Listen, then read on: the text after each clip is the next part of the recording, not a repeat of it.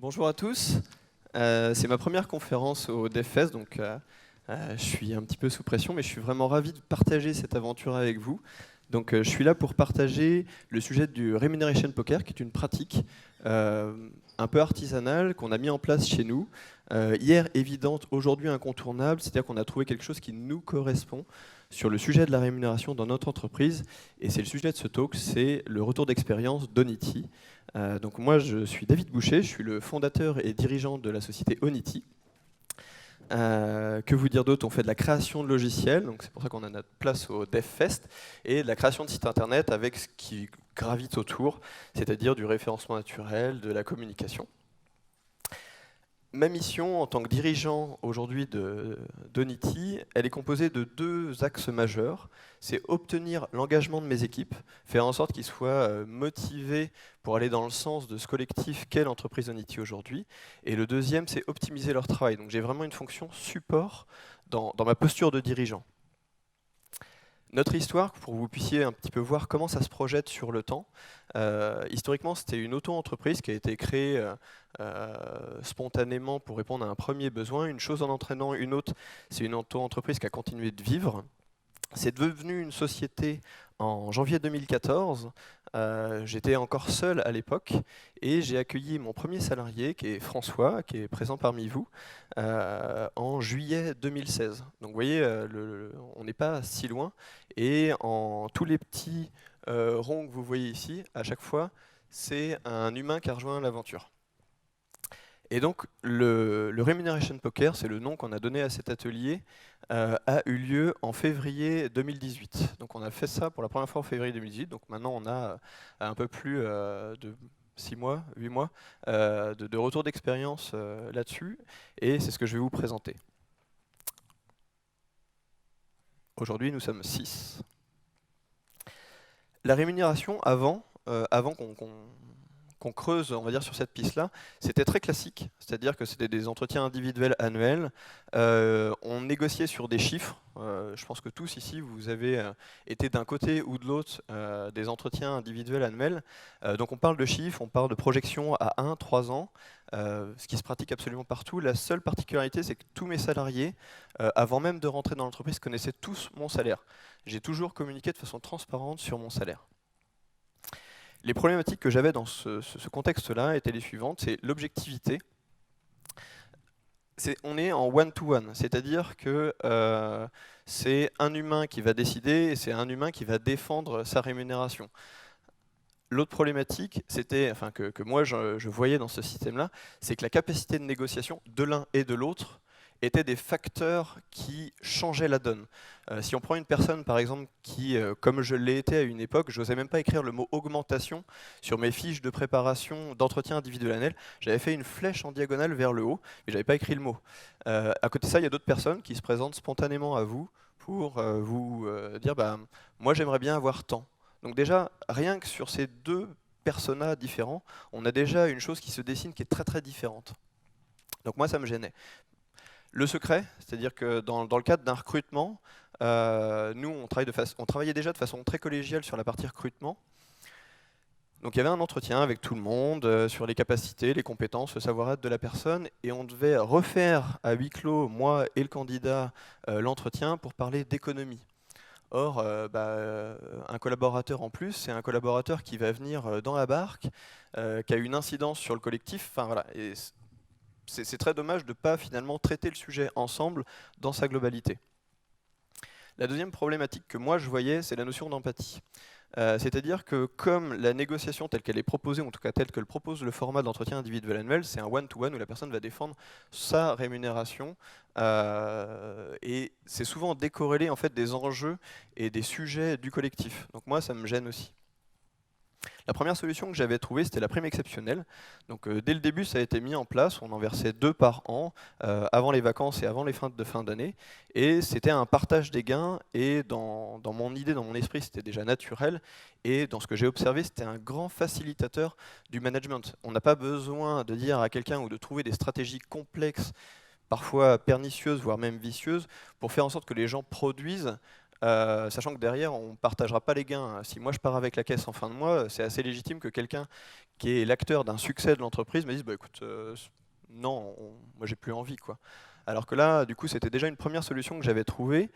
Et il n'y avait aucune prime individuelle. Dans mon esprit, je suis très hostile à la notion de prime individuelle, parce que souvent, quand elle rentre en collision, c'est le pire moment. Tout le monde est sous l'eau, on est en galère, Paul, il est dans la panade, Pierre, il est dans la panade, et ils ne vont pas aller céder, parce que tous les deux, ils ont un enjeu individuel pour augmenter leur rémunération qui est complètement décorrélé, et donc du coup, ils ne vont pas spontanément aller céder. Ça peut arriver, mais en tout cas, ce n'est pas ce que propose la règle de la rémunération, la prime individuelle. Donc moi, j'étais en quête de sens. Je me demandais comment on peut faire, comment être juste, parce que c'est important d'être juste. Est-ce que je peux le faire seul? Est-ce que c'est possible? Et puis pourquoi tout seul? Pour ceux qui ont déjà entrepris ou qui sont dans cette posture-là, la posture de dirigeant, parfois, c'est des grands moments de solitude. Donc est-ce que c'est vraiment important de faire ça? Il y a des inspirations, des entreprises qui existent. Là, j'en ai cité 3. Je pense à Favi, qui est assez connu, parce qu'on entend souvent Jean-François Zobris qui s'exprime sur comment il a organisé son entreprise. Chronoflex, qui est un acteur plus local qui fabrique des flexibles dans la plomberie. Je me suis surtout intéressé à leur modèle de rémunération, mais moins à leur métier. Et Animano, qui est une boîte de consultants qui a son siège à Nantes, qui eux ont pratiqué des choses qui étaient très similaires. Donc voilà, donc en pratique, qu'est-ce que c'est que cet atelier? Qu'est-ce que c'est le Remuneration Poker? Donc il faut d'abord initier la démarche. Donc la première chose, c'est quand même d'en parler aux équipes, parce que ça se fait avec eux. Et la deuxième chose, c'est d'obtenir l'accord de chacun. S'il y avait une seule personne dans l'équipe qui ne se sentait pas à l'aise d'aller sur ce sujet-là, l'aventure serait arrêtée ici. Par chance, tout le monde est monté à bord et a donné son go. Donc on est parti. La première étape, j'ai envoyé un mail avec les salaires de chacun, les noms et les salaires de chacun dans le mail. Tout le monde était au courant, ce n'était pas une surprise, c'est justement en leur demandant leur accord, ça faisait partie, ils savaient que ça allait arriver. Je l'ai envoyé 7 jours avant l'atelier, à 19 h, un vendredi. L'idée, c'est qu'il n'y ait pas de discussion à chaud en fait, sur le sujet. Que chacun puisse effectivement voir l'info, et puis passer le week-end, et puis ensuite on passe la semaine ensemble. Je ne crois pas qu'ils en aient discuté, en tout cas pas en ma présence, ça c'est clair. Le jour J arrive, moi j'avais fait un travail en amont et j'avais identifié quelle était la capacité de l'entreprise à augmenter les salaires. Donc on avait identifié une enveloppe, un chiffre, un montant qui correspondait à l'augmentation de la masse salariale. Au début de cet atelier, avant de commencer quoi que ce soit, j'ai noté ce montant précisément sur un bout de papier que j'ai plié en deux. Je l'ai accroché au tableau derrière moi, j'ai dit voilà, maintenant tout ce qu'on va se dire, ça n'aura aucune influence sur l'économie qui va être distribuée sur vos salaires. Donc il y avait vraiment, l'idée c'était de sécuriser la parole pour que chacun puisse se dire pleinement dans ce cadre-là. On a commencé par, encore une fois tout à l'heure je l'ai dit, je cherchais du sens, donc on a essayé de chercher collectivement du sens. Une rémunération, un salaire, ça sert à valoriser votre présence, vos actions. Qu'est-ce qu'on valorise? Donc là on a eu un petit atelier assez classique, chacun dans son coin a noté sur des post-it ce qu'il valorisait, ce qu'il imaginait être valorisé ou avoir de la valeur qui méritait en retour un salaire. Donc il y a eu plein de choses qui sont ressorties. Je me rapproche un petit peu de mes notes. Donc on a eu la notion de temps de travail, la curiosité, l'âge de la personne, le chiffre d'affaires généré, la compétence, l'enthousiasme, la bienveillance, solidarité, ancienneté. Je n'ai noté que cela, mais il y en avait vraiment beaucoup.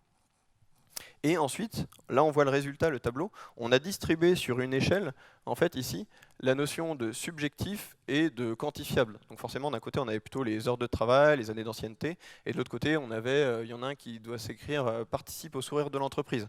Donc vous voyez, on est vraiment dans quelque chose de très très subjectif.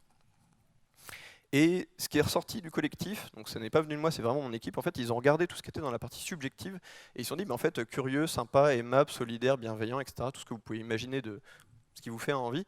Ce qui est ressorti, c'est qu'ils se sont dit, en fait, c'est la fiche de poste. On ne va pas augmenter plus ou moins quelqu'un parce qu'il est plus ou moins curieux, c'est juste qu'il faut qu'il soit curieux, ça fait partie de la fiche de poste. Si la personne ne se retrouve pas là-dedans, en fait, c'est juste qu'elle n'a pas vraiment sa place dans l'équipe.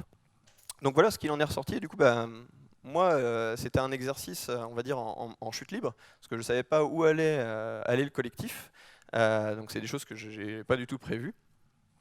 Donc ça m'arrangeait bien, quelque part, que ces choses-là soient mises de côté, parce que c'est un peu compliqué à mesurer, si demain, en plus, on doit parler d'argent sur ces choses-là. Donc voilà ce qui s'est dessiné pendant cet atelier-là. Ensuite, j'ai demandé à chacun de s'exprimer individuellement sur ses prétentions et sur ses souhaits. Donc il y a eu un tour de table individuel et donc chacun s'est exprimé différemment. Donc il y a des personnes qui ont su dire bah, moi, mon projet professionnel personnel, c'est de m'emmener à telle rémunération, à tel horizon. Il y a des personnes qui, dans le cadre de l'exercice, avaient un souhait d'équilibre et d'équité sur la répartition de cette enveloppe du coup d'augmentation de salaire. Ça incluait la mienne. Je ne sais pas si je l'ai précisé, mais ça incluait ma rémunération. Ce qui est une chose importante, j'oublie souvent de le préciser, mais je faisais partie du lot. Il y a des personnes qui souhaitaient plus de temps, donc diminuer leur temps de travail, tout en ayant une rémunération qui puisse se maintenir. Et il y a notamment une personne dans le collectif qui n'était pas du tout à l'aise avec le sujet. Je l'ai vu s'enfoncer pendant dans sa chaise pendant les 2-3 heures qu'ont duré l'atelier, qui a répondu joker pour ne pas répondre aux questions. Voilà, il y a vraiment de la place pour tout ça. Déjà, la personne avait autorisé l'exercice, c'était extraordinaire. Et ensuite vient l'exercice final, le grand saut.